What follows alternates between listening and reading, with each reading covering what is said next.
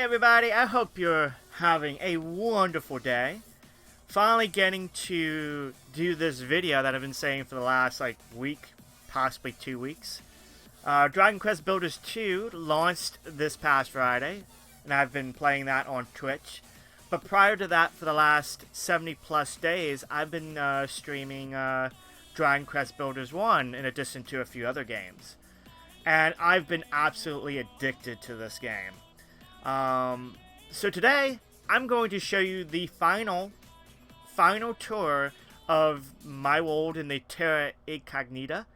That includes a gigantic castle, which you kind of see in the background, Watchtower, a whole village, and lots more. So this video is going to be a little bit longer than normal videos. So sit back, grab yourself something to eat, something to munch on, and let's get with it with the tour.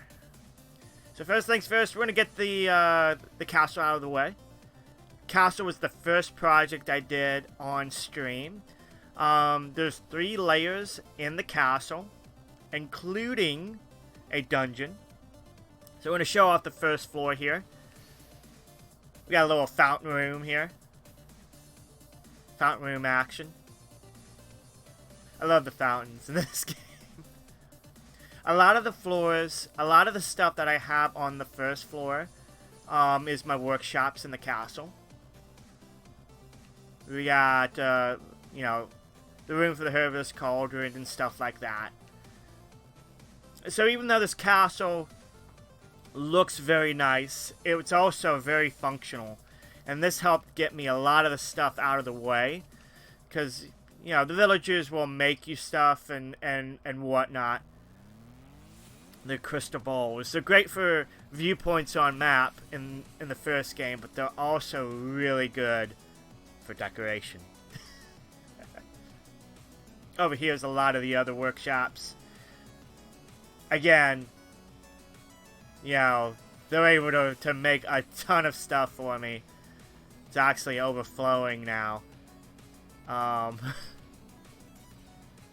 Each one of the workshops has not only a door to it, but an inner door that just helps me to go through, just to make things faster. We got a little fountain set up in here.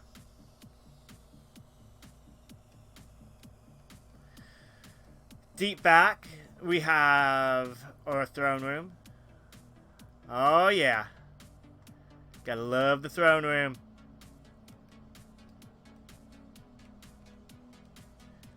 Sitting like a king. I opted for a lot of the big windows in the castle. The standard windows, just because they allowed a lot more light in. The other windows, the stone windows, the wooden windows, they're nice, but they don't really let a lot of light in. Especially when you have a big enclosure like this, they got pretty dark. But I still had a lot of lights and everything. Down here we have a little bit of a basement with the throne room, next to the throne room, of course. Using the obsidian really added to the feeling that you're going to die down here if you're here. I really did like how the dungeon turned out. Both sides of the castle have staircases going all the way up. We'll take the right staircase here. We got a little bit of an in room here. Again, very functional. Another mini in room here. There's plenty of beds in this castle. Plenty of beds. We also have the princess room here. Of course, she's going to get her own room. Why wouldn't she? King and queen room here. Very homey. There's our Yowie, and these creatures are so goofy. Look at that tongue. Look at that.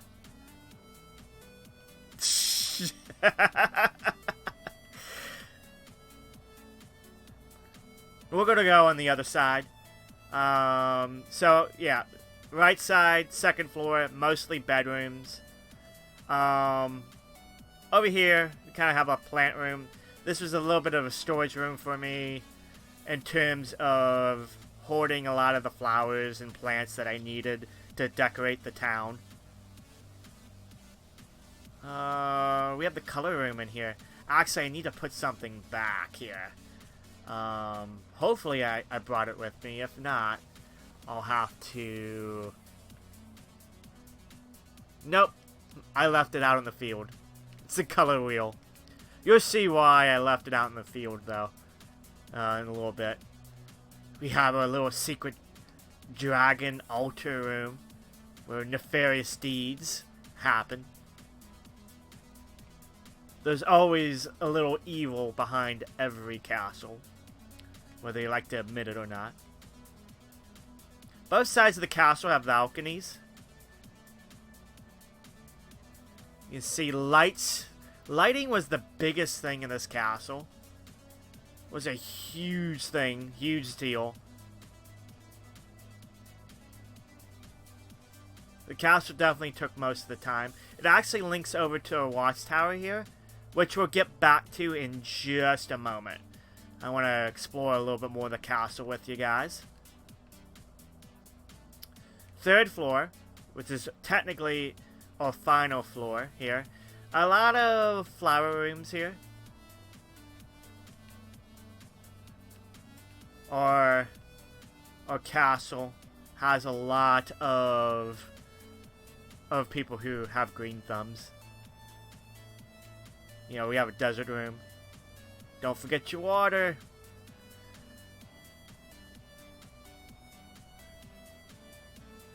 Let's see, over here. More plants, more plants. Kind of started to lose ideas for rooms. Here we got a little reading room.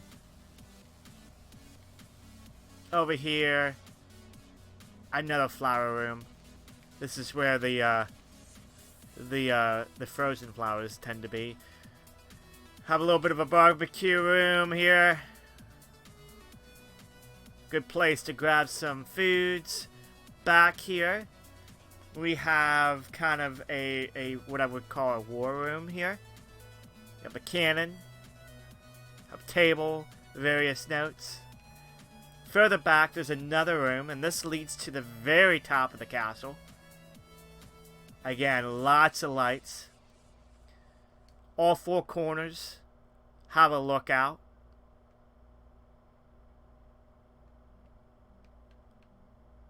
We'll go to the front of the castle here.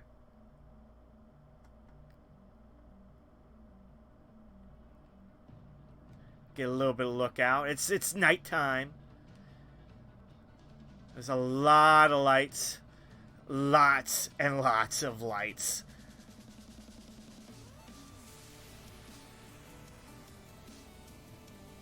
All four corners here.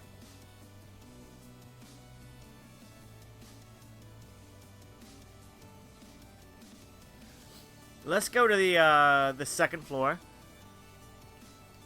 I always found it funny how the people in this game, they will find themselves in the weirdest situations. We're actually going to cheat a little and drop the floor. Again, both sides have balconies, and I'll show you the other balcony too. They lead around to the front here. Lead around to the front. Here, let's show you the other balcony. It's almost light here on the next day. Again, a little bit more of the same here.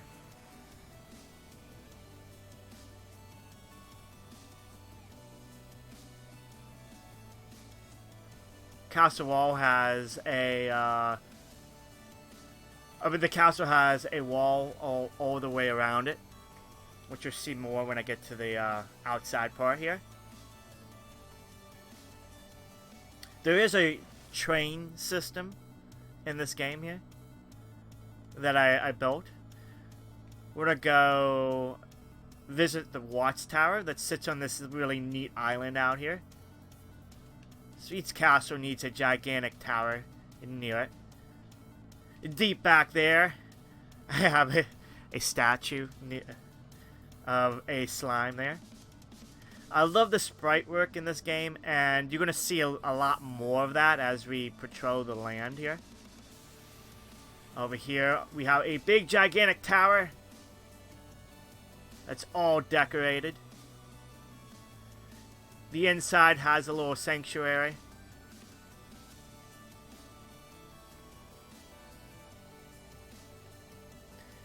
And we're going to go way, way up top here. At the very top of this is the maximum point in game. You get to see a lot more of the land here. This is actually the maximum point. See a little bit of the player creations that pop in. You can see the village out in the distance there, and we will get to that. And a little bit of the train system that goes around on the islands. Let's go downtown here. Let's go see the villages. Well, actually, let's go see the train setup that I have in this game here. So we're gonna cheat a little here, and we're gonna jump over the castle here. Oops. Toasty. So each one of the portals are led by, they're actually color coded for me. So we're gonna go to the first portal here. Yeah.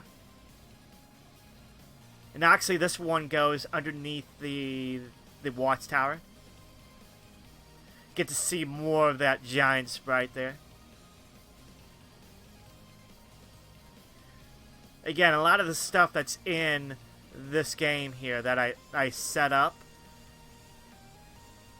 that I built, I built with a lot of it with functionality in mind too. This really helped getting around, especially when I needed to farm stuff. Especially that first area, you know, trees and stone and blue slime and whatnot. Okay. Second area leads past the player creations. Ooh, floating block. That's weird.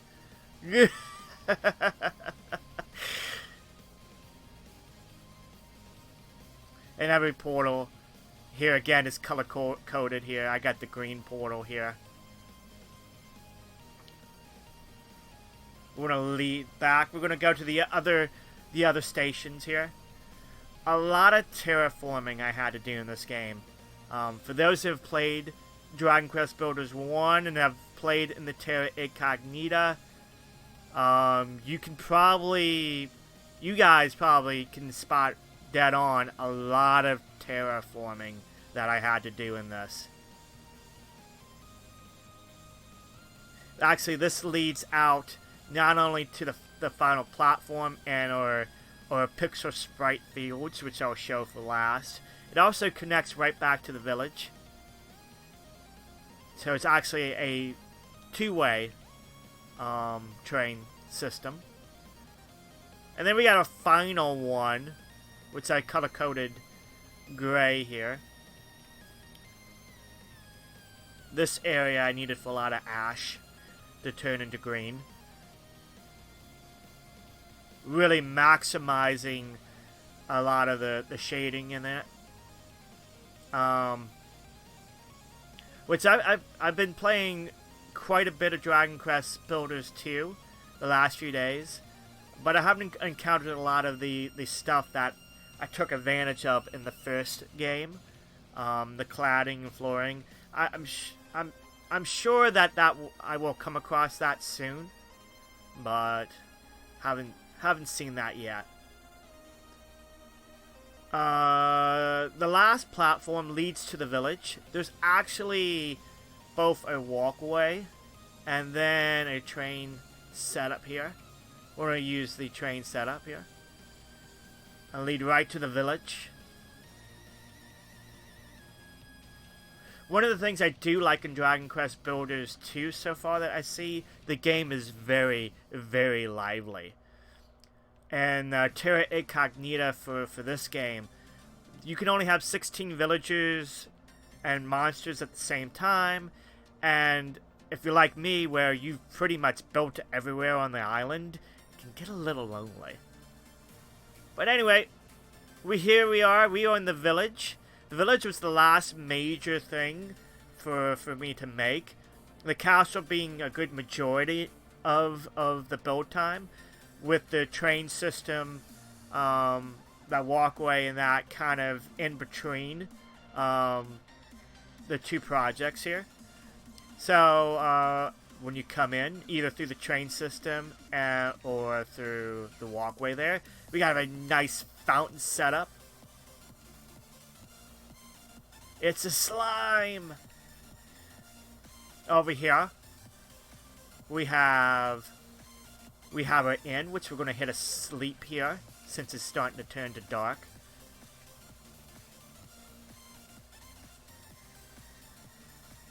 Building roofs in this game, I know for a lot of people, it can be quite tedious. But I pretty much kind of got it down pat on how to do roofs pretty fast. We got a little bit of a bar set up here. The way I figured out how to do it was to build your foundation first, then build the rest out of wood, dirt, then clad it. And then when you got to the very top, you want to build it like at least, including the foundation, 5 blocks high. So in this case, this is foundations 1, and the other blocks are 4. And then once you get to the very top, let's say like for this one, you want to build a layer inside, clad it like wood or whatever. Or use wood flooring, that makes it faster. Just use it as shader. Then build another layer of dirt, because no one's going to see it. Do your top thing on your top roofing. And then build like a scaffolding around the top layer of the house out of dirt. And just go through one by one and put your roofing on. And then just get rid of the dirt. Dirt's great for scaffolding because it's super easy to break and get rid of. We got a little bit of a workshops here. The first 2 floors kind of have this double house setup where we have 1 floor lower, or 1 house lower, into the second house. Same thing here. Second house has a higher level. Then we have a lower level. Pretty useful. Deep back here, I kind of use this outlet here as kind of a little, I guess, resort of sorts. You know, we got sand in here, a little pool. Good place to relax. Good place to grab some food, stuff like that, hang out. What I really love about this first game was going through the story mode really prepped you for free play in this. And really gave you a lot of ideas. And it just, once I went into Terra Incognita, it just started to flow. One thing after another. It's a game that you definitely, as you grow, as you play it more, you get better and more creative. We kind of have this little park thing set up here with the cherry blossom trees. I like that. We had a church here, sanctuary.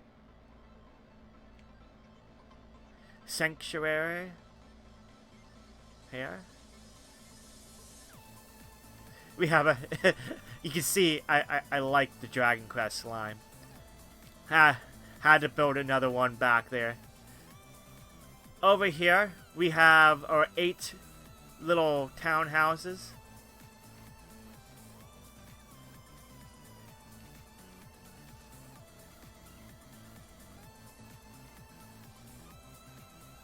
8 little houses.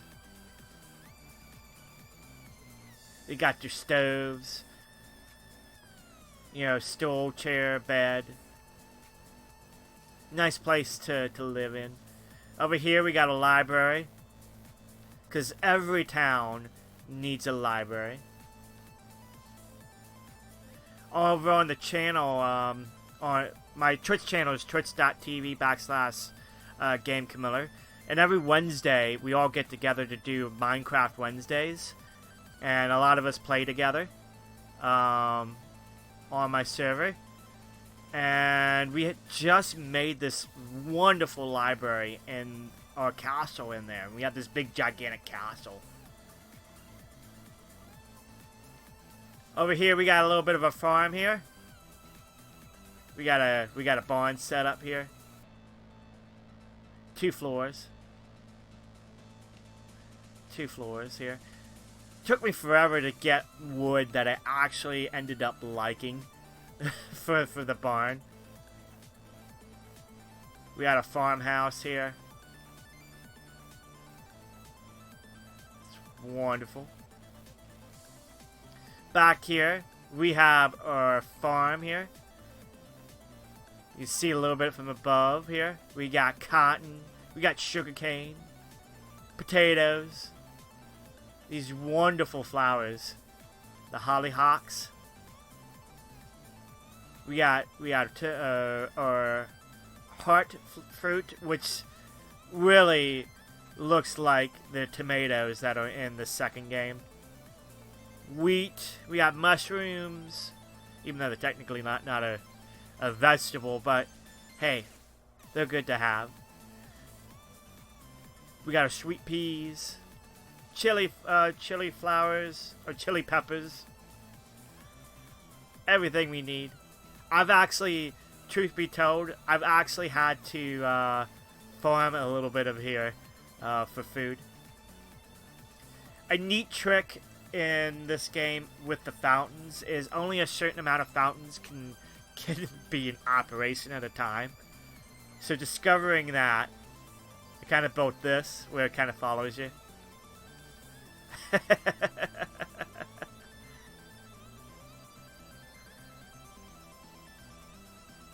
Let's hit another daylight here.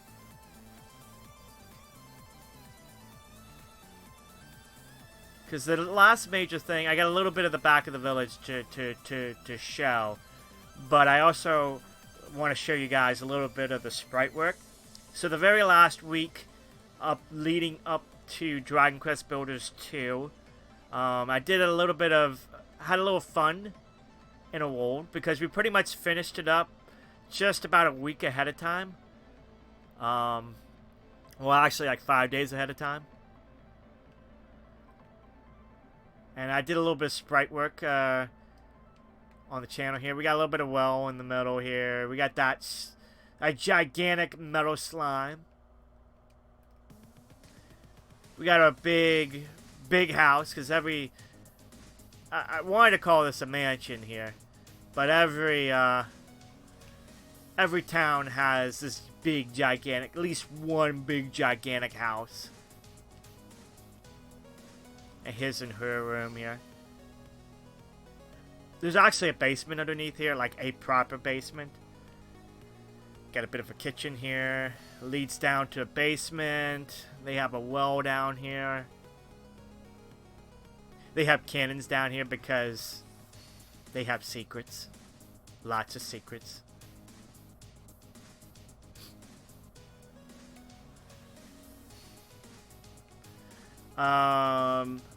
And back here, we have a little bit of a park thing.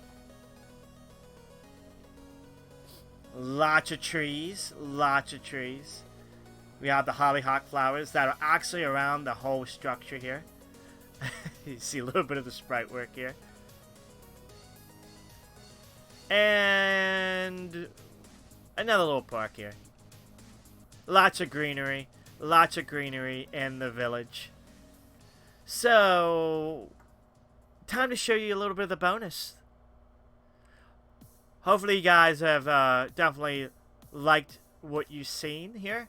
it's definitely been cool this last 70 plus days building this kingdom of sorts on Twitch.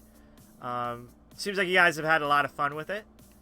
It's kind of cool to share it with my YouTube peeps. Way back when I hit 50 days in a row on Twitch, streaming in a row. I've been actually streaming since late October, but I've been streaming every day now at 8 o'clock Eastern time. Did a little thank you for the peeps when I hit 50 days. We had a little bit of celebration on the channel. But, so the last few days, leading up to Dragon Quest Builders 2, I decided to do some sprite designs in the game, where I took a lot of requests in chat on Twitch, and it's time to show you guys what we did, or what I did. Yeah, look, we got a 16-bit Link. We got some Final Fantasy characters based on the first Final Fantasy game. Based on the first sprites there. We got Black Mage. Get the Warrior. White Mage. Oh yeah, we'll get to that in a moment. We'll get to that.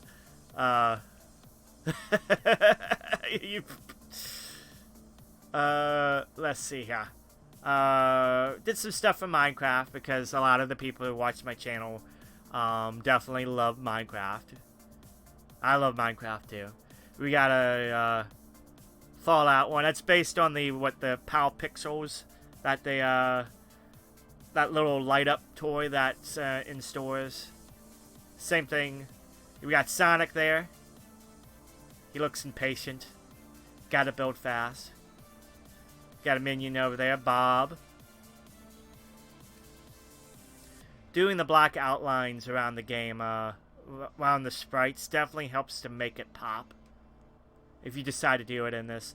I'm on the PS4 version, and it definitely is much easier, considering like one piece of chalk makes like 30 pieces of colored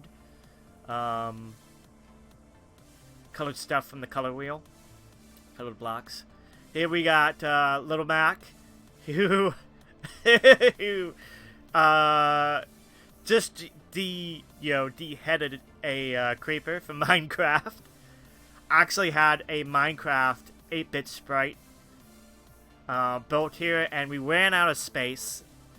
Peeps really wanted a Little Mac in here, and I guess I improvised a little bit. Over there, we got a little pizza there. What's this? Here, we got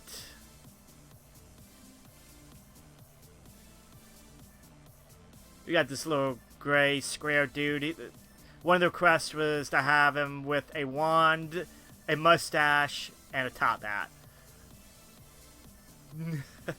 We got a Mega Man sprite over there. Actually, I saw one of the player creations popped in that looked a lot like that, and I love Mega Man. I had to kind of recreate that. We got the trainer from one of the Pokemon games. More or less an original creation here.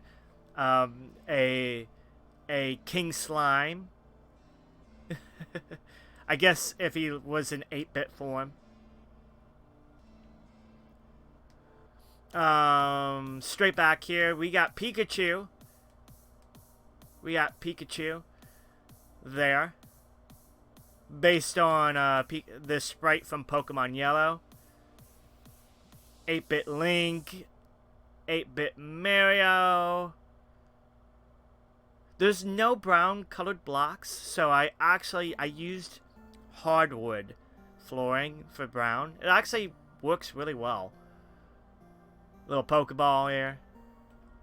Let's catch Pikachu. Further back here, we have a few other ones.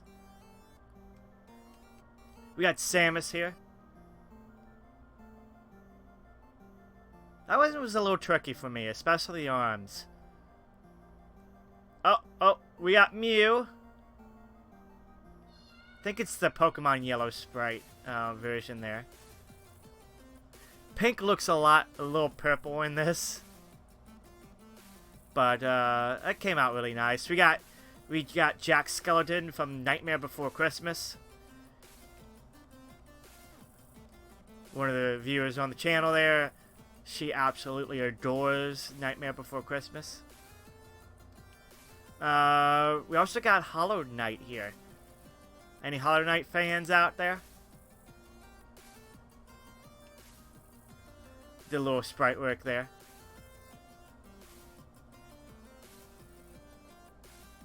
And yeah, that was the fun that we had the last few days on the channel lead up to Dragon Quest Builders 2. But yeah, I hope you guys enjoyed the tour. If you've never watched my Twitch channel before and this is your first time seeing the kingdom, hope you guys liked it. If you guys liked it, give me a like down there. If you like my content, give me a follow and definitely check out my Twitch channel. Again, I'm at twitch.tv/GameCamilla. And I do a lot of streaming. I stream every day at 8 p.m. Eastern Time. I do a lot of creativity games. Dragon Quest Builders was one of them. Playing a lot of Dragon Quest Builders 2 now. Of course, we do Minecraft. The community loves Minecraft. Also been doing some stuff like Jurassic Park World Evolution. Get a little creative building a park of dinos. Who doesn't love dinosaurs? And then working on something called New Retro Arcade Neon, which is kind of a front end where you build your own virtual arcade that you can actually play in VR, and it's absolutely awesome. And that one's available on Steam. But again, I hope you guys liked what you saw. But yeah, drop by my Twitch channel. I provide a lot of tips on Dragon Quest Builders 1 and 2. And have a wonderful day.